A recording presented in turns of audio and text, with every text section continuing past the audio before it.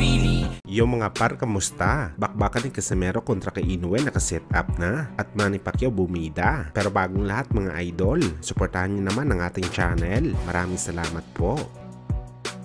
So mga par, sa mainit nga po na pinag-uusapan sa potensyal na bakbakan ng dalawang super bantamweight superstar sa pagitan ng angas ng Pinas General Casimero kontra ang Japanese monster Naoya Inoue na possible daw gaganapin ang laban next year. Mukhang lumilinaw na mga idol. Ayon lang naman kasi mga idol sa article na nilabas ng Cebu Daily News. Sinabi daw ni Edward Ligas, isang WBO international judge at isa sa mga nag-award kay Inoue ng WBO special belt sa Japan, kung saan mga idol nakasagap daw ito ng balita na ayon daw sa isang top rank official ng Japan Boxing Commission na hindi lang pinangalanan, posible daw mga idol mag-cross ang landas na Inoue at Casimero sa 2024. Wala may sinabi na buwan o araw, basta posible daw magaganap ang kanilang most anticipated fight. Mababasa nyo ang kabuuang artikulo mga idol sa website ng Cebu Daily News, kung saan dahil dito mga idol maraming mga Pinoy boxing fans ang natuwa sa balita na to dahil sa wakas magkakaroon na ng linaw ang bakbakan na matagal na inaabangan ng mga Pinoy at Hapones. May mga nagsabi pa nga ng mga fans mga idol na ang laban daw ni Cuadro Alas kay Yukinori Oguni ay isa lamang tune-up fight ni Casimero dahil nakaset na ito na palabanan kay Inoue next year.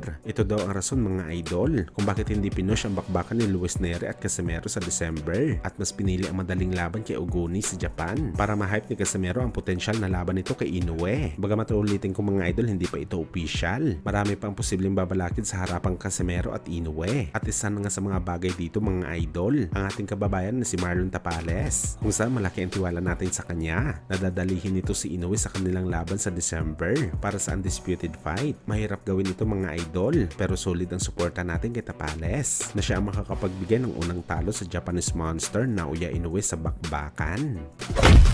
Sa kabilang banda naman mga idol, matapos nga po mag-inquire ang ating pambansang kamao Manny Pacquiao kung paano makakapasok sa gaganapin na 2024 Olympics sa Paris. At marami nga ang mga fans mga idol ang bumilib sa gustong gawin ng Pinoy legend. Halos karamihan nagulantang kahit report pa lang na gustong sumabak ni Pacquiao sa Olympics. Dito daw kasi natin malalaman mga idol kung gaano talaga kadeterminado si Boss Manny para makapagbigay pa rin ng record o kasaysayan sa ating bansa sa kabila ng edad nito na 44 years old. Kung totoosin daw mga idol, hindi na kailangan dapat gawin ito ni Pacman dahil halos ilang dekada na rin siya nakapagbigay ng karangalan sa Pilipinas at wala na siya dapat patunayan pa bilang isang boxing legend dahil walang duda isa na itong icon sa bakbakan. Well, hindi natin masisisi si Pacman mga idol kung gusto pa talaga nito makasungkit ng gintong medalya dahil kagaya sa mga sinasabi niya mga idol, passion talaga nito ang boxing. Kaya tiyanta natin mga idol, hanggat kaya pa siguro ni Boss Manny makipag-compete sa ibabaw ng lona, babalik at babalik pa talaga ito sa pagkikipaglaban, lalo pa kung may historic record dito na makukuha sa boxing sports.